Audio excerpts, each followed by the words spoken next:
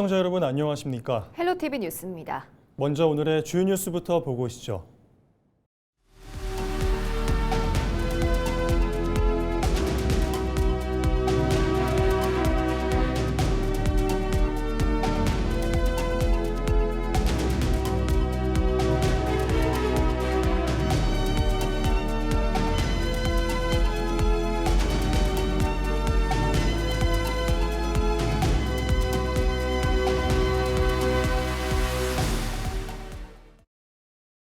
정부의 메가 프로젝트 발표로 강원 지역 AI 데이터 센터 건립 계획이 가시화되고 있습니다. 강원 지역 데이터 센터에는 GS와 SK가 투자할 예정인데요. 우상호 강원도지사 당선인은 취임 즉시 유치 전담팀을 꾸리고 적극 대응에 나서겠다고 밝혔습니다. 정승환 기자가 보도합니다. 정부가 강원도를 비롯한 전국 각지에 AI 데이터 센터를 건립하겠다고 발표했습니다. 550조 원의 인공지능 AI 데이터 센터에 투자를 하도록 하겠습니다. 수도권 집중에서 벗어나 각 지역별로 AI 데이터 센터를 짓고 지역 활성화에도 기여할 수 있도록 하겠습니다. 강원 지역에는 GS와 SK가 참여해 각각 센터 건립을 추진합니다. 우선 GS는 30조 원을 투자해 동해 북평산단에 조성할 계획입니다. 전력 용량은 2.4기가와트로 현재 계획 중인 AI 데이터 센터 중에서는 가장 큰 규모입니다. SK는 강릉에 센터 건립을 추진합니다. 규모는 1기가와트급으로 투자 규모는 최소 20조 원에서 최대 70조 원에 달할 것으로 추산됩니다. 입지로는 강릉 옥계 지역 등이 거론됩니다. GS는 자기 땅이 있기 때문에 특별히 입지를 같이 가서 볼 이유는 없습니다만 SK는 제가 직접 관심 있는 땅들을 다 보여주기 위해서 원하는 곳을 다 같이 대동을 했습니다. 강릉 AI 데이터 센터 유치를 최종 성사시키기 위해선 풀어야 할 숙제도 있습니다. 변전소 등 기반시설 문제를 먼저 해결해야 한다는 겁니다. 강원도의 경우 전기 생산 여력은 남아있지만 전력 공급을 위한 변전소가 부족해 전용 변전소 신설이 불가피합니다. 문제는 비용과 시간입니다. 센터에 필요한 345kV 변전소는 건설 비용만 300억 원대에 달하고 시간도 6년 이상 필요할 것으로 예상됩니다. 변전소를 더 지어야 되는데 시간은 더 많이 걸리니까 SK는 그 시간대 그렇게 시간이 많이 걸리면 빅테크 유치할 수 없다. 이런 문제들이 지금 놓여 있다는 얘기입니다. 우상호 당선인은 취임 직후 1호 결재로 AI 데이터 센터 유치 전담팀 구성안을 처리하고 센터 유치를 위한 인허가 등 제반 요건을 신속히 처리해 나가겠다고 밝혔습니다. 헬로티비 뉴스 정승환입니다. 정부가 수십 년간 유지되어 온 민간인 통제선을 북쪽으로 조정하는 규제 완화에 나섭니다. 제한보호구역 축소와 군사 장애물 철거도 함께 추진되는데요. 고성 주민들의 오랜 수건이 해결될지 관심입니다. 최성식 기자가 취재했습니다. 국토 최북단 마을인 고성군 현내면 명파리. 마을과 농지가 민간인 통제선으로 나눠져 있어 주민들은 영농 활동에 큰 불편을 겪고 있습니다. 농번기 작업 인력을 쓰려면 복잡한 출입 절차를 거쳐야 하고 주민들의 일상 역시 민통선이라는 높은 장벽에 가로막혀 있습니다. 농사는 낮에만 가는 게 아니잖아요. 밤에도 한 번씩 들어가야 되는데 저희는 민통선 안에 있으니까 밤에는 못 들어가요. 저희 주민한테 실질적으로 와 닿게 농경지도 같이 좀 그만큼 풀어줬으면 하는 바람입니다. 고성의 대표 관광지인 통일전망대도 예외는 아닙니다. 관광객들은 출입 신고서를 작성하고 검문을 거쳐야 전망대에 들어갈 수 있습니다. 성수기에는 검문과 차량 대기로 적지 않은 시간이 소요되면서 관광 경쟁력을 떨어뜨린다는 지적도 이어져 왔습니다.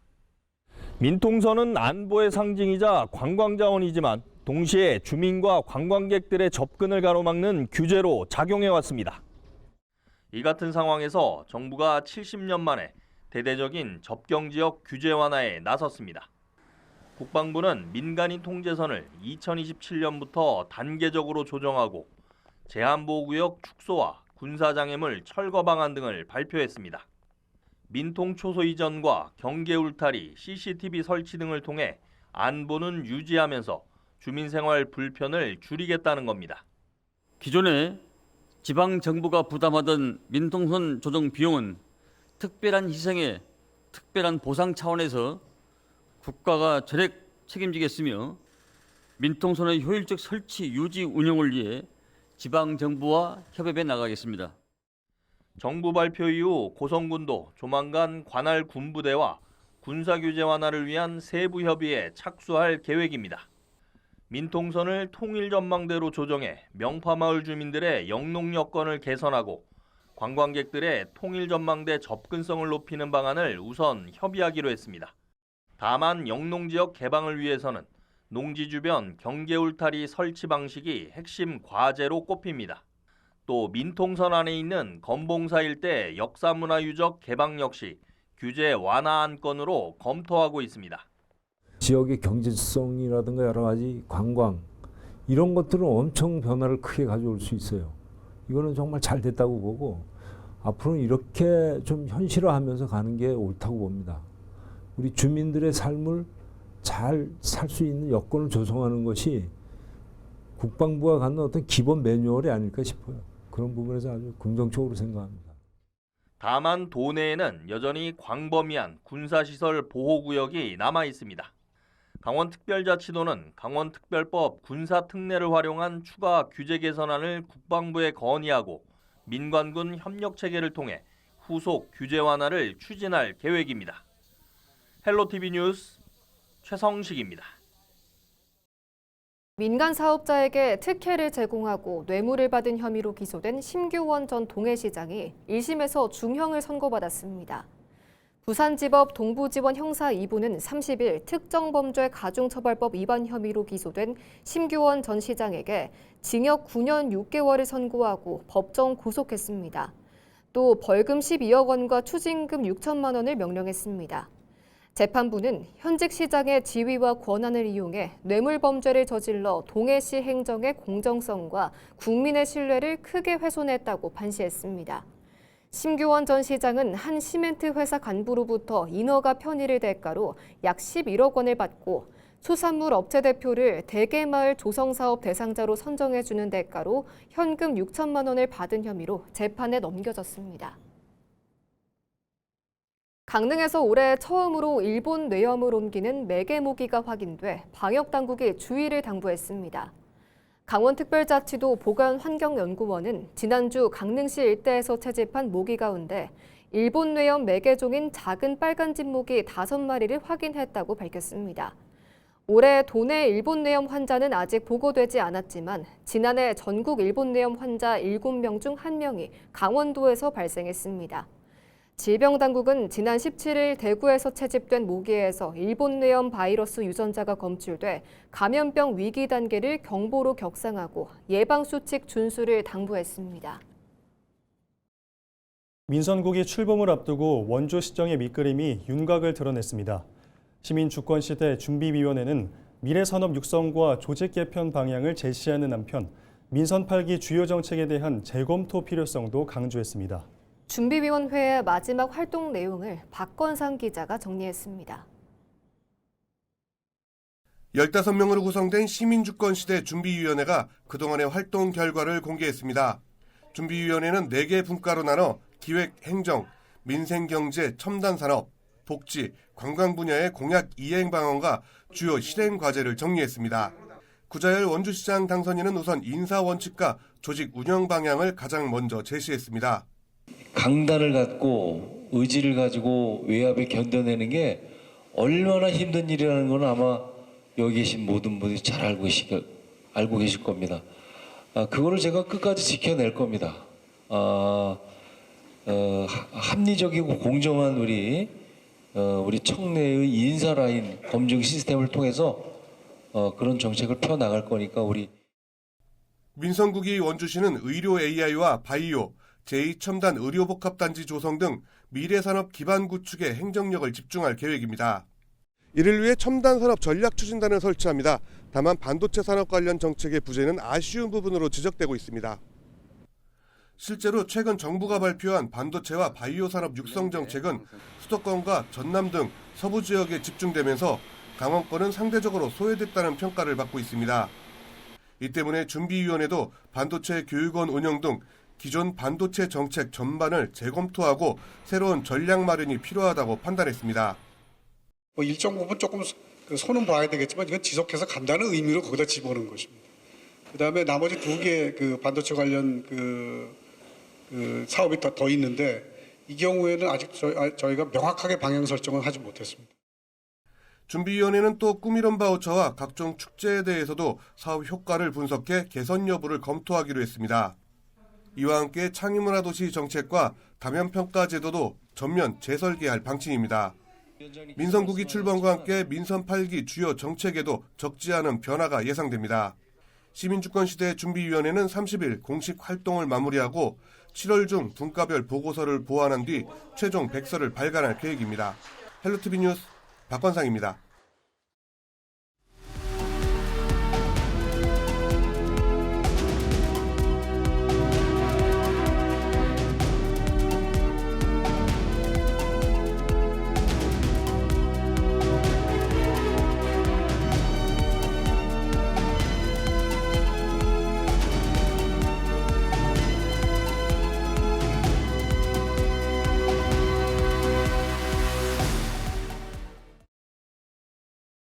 올해 6월은 예년보다 덜 더웠다는 이야기가 곳곳에서 들립니다. 특히 지난주에는 선선한 날씨가 이어지면서 과거의 여름이 돌아온 것 같다라는 반응도 있었는데요. 실제 기온은 어땠을까요? 홍하영 기자가 취재했습니다. 올해 6월, 한낮엔 덥지만 제법 선선한 여름이란 얘기가 많았습니다. 지난주 평일 한낮 최고 기온이 20도대에 머문 날이 이어지면서 과거의 여름으로 돌아간 것 같다는 반응도 적지 않았습니다. 하지만 실제 기온을 살펴보니 평년보다 더 시원한 6월은 아니었습니다. 경북 안동의 6월 평균 기온은 평년보다 0.8도 높았고 전국 평균 기온도 평년보다 0.4도 높았습니다. 다만 지난주 평균 기온은 평년보다 약 1도씨 정도 낮아 일시적으로 선선하게 느껴진 것으로 분석됩니다. 북쪽에서 내려온 차고 건조한 공기가 우리나라 상공에 자리하면서 남쪽의 북태평양 고기압 확장을 막았기 때문입니다. 기상청은 이 같은 선선한 날씨는 지나고 앞으로는 평년 수준의 여름 더위가 이어질 것으로 전망했습니다. 앞으로 날씨는 내일 7월 1일 수요일은 구름 많음, 2일과 3일은 흐림, 4일인 토요일과 그리고 6일 월요일은 흐리고 비, 7일부터 10일까지는 흐린 날이 이어지겠습니다. 아침 기온은 17에서 24도, 낮 기온은 27에서 32도로 평년과 비슷하겠습니다. 전국적으로는 대체로 흐린 가운데 내륙을 중심으로 낮 기온이 오르면서 덥겠고 곳곳에 비가 내릴 것으로 예상됩니다. 기상청은 앞으로 한 달 동안 우리나라가 북태평양 고기압 가장자리에 들면서 덥고 습한 날씨가 이어질 것으로 내다봤습니다. 기온은 평년보다 높겠고 강수량은 평년과 비슷하거나 많을 것으로 전망됩니다. 본격적인 여름이 시작되는 만큼 폭염과 집중호우, 잦은 소나기 등 기상 변화에 대비가 필요합니다. 헬로티비 뉴스 홍하영입니다. 소음과 매연을 뿜어내며 달리는 디젤 열차는 늘 골칫거리였는데요. 경원선 연천 노선에 국내 최초로 친환경 수소열차가 도입됩니다. 열차가 달리며 미세먼지를 정화하고 물만 배출하는 이른바 달리는 공기청정기가 현실화되는 겁니다. 이지훈 기자입니다. 하얀 연기와 덜컹거리는 소음. 오랜 시간 지역 주민들의 발휘되어온 경원선 디젤 열차입니다. 친환경 철도 시대를 열어갈 국내 첫 수소 전기 열차가 경원선 연천 구간을 달립니다. 국토교통부가 총 321억 원을 투입해 추진하는 수소열차 실증 사업의 최종 노선으로 경원선 연천에서 백마고지 구간이 확정됐습니다. 이곳 연천역을 중심으로 내년부터 시험 운행될 수소열차는 시속 150km, 한 번 충전으로 서울에서 부산을 왕복할 수 있는 성능을 갖췄습니다. 기존 디젤 열차를 대체할 이 수소열차는 각 차의 동력이 분산돼 중근거리 통근에 최적화됐습니다. 내년부터 약 1년간 7만 킬로미터 이상의 종합 검증을 마친 뒤 이듬해부터 실제 영업 운행에 투입됩니다. 가장 중요한 인프라인 수소 충전소 구축도 속도를 내고 있습니다. 연천역 인근 유휴 부지에는 수소 열차는 물론 수소 버스와 승용차까지 동시에 이용할 수 있는 다목적 수소 충전소가 들어섭니다. 연천군은 성공적인 열차 도입과 수소 생태계 확장을 위해 선제적인 준비에 착수했습니다. 우리 군내에 설치되는 그 수소 충전소는 일반 충전소가 아닌 그 다목적 수소 충전소예요. 그러다 보니까 수소 열차와 그리고 수소 버스 그리고 수소 승용차들이 이제 다목적으로 쓸 수 있는 거기 때문에 우리 군에서는 열차와 별개로 버스 그리고 일반 승용차들이 그 수소 충전하는데 필요한 그 진입로라든가 그런 거를 저희가 좀 더 확충하고 있는 계획에 있습니다.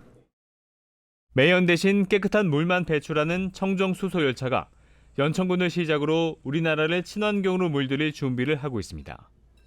헬로티비 뉴스 이지훈입니다. 속초 대포항 해상분수가 7월 2일부터 운영에 들어갑니다. 지난 2020년 설치된 대포항 해상분수는 음악에 맞춰 다양한 높이와 형태로 뿜어져 나오는 물줄기와 LED 조명이 어우러져 색다른 볼거리를 제공합니다. 공연은 7월부터 10월까지 매주 목요일부터 일요일까지 오후 7시와 8시 하루 2차례 운영됩니다. 회당 운영 시간은 25분이며 기상 상황 등에 따라 운영 일정은 변경될 수 있습니다. 매년 6월 29일을 법정 기념일인 광부의 날로 지정해 첫 기념 행사를 치른 가운데 기념일을 일회성 행사에 그쳐서는 안 된다는 제언이 나왔습니다.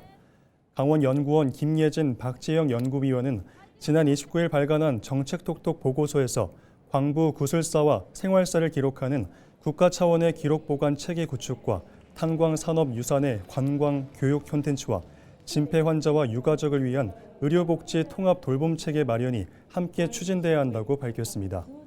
또 광부의 기억을 지역의 지속 가능한 자산으로 활용하기 위해 중앙정부와 강원도, 시군, 시민사회가 함께하는 협력 체계 구축도 필요하다고 강조했습니다. 원주시 공식 인터넷 쇼핑몰인 원주몰이 7월 1일부터 한 달간 2026 원주몰 여름맞이 기획전을 운영합니다. 기획전 기간 원주몰 전 상품을 대상으로 30% 할인 쿠폰을 발행하고 쿠폰은 만원 이상 구매 시 최대 2만 원까지 할인받을 수 있습니다.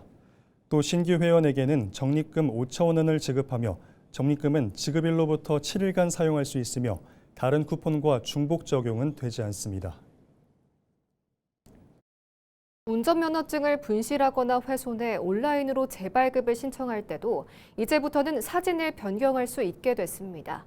경찰청과 한국도로교통공단은 30일부터 안전운전 통합민원 홈페이지에서 운전면허증 재발급을 신청하면서 최근 6개월 이내 촬영한 여권용 규격 사진으로 변경할 수 있도록 시스템을 개선했다고 밝혔습니다. 다만 등록한 사진은 규격과 본인 여부를 확인하는 검증 절차를 거치며 규격에 맞지 않거나 과도하게 보정된 사진은 사용이 제한될 수 있습니다. 운전면허증은 신청 시 선택한 경찰서나 운전면허 시험장에서 본인 확인 후 받을 수 있습니다. 강원 119 특수대응단은 29일과 30일 이틀간 고성군 주광면 무남항 일대에서 깊은 물 잠수 구조 역량을 높이기 위한 잠수 훈련을 실시했다고 밝혔습니다.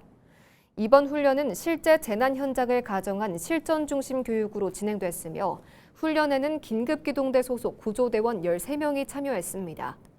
구조대원들은 수심 15m 환경에서 개인 잠수 기술 숙달, 비상상황 대응 훈련, 수중 수색과 순환 들것을 활용한 요구조자 인양 훈련, 시나리오 기반 종합 훈련 등을 실시했습니다. 강원 119 특수대응단은 구조 환경이 복잡하고 위험도가 높은 순환사고 현장에서 도민의 생명과 안전을 지킬 수 있도록 실전과 같은 반복 훈련을 지속할 방침입니다.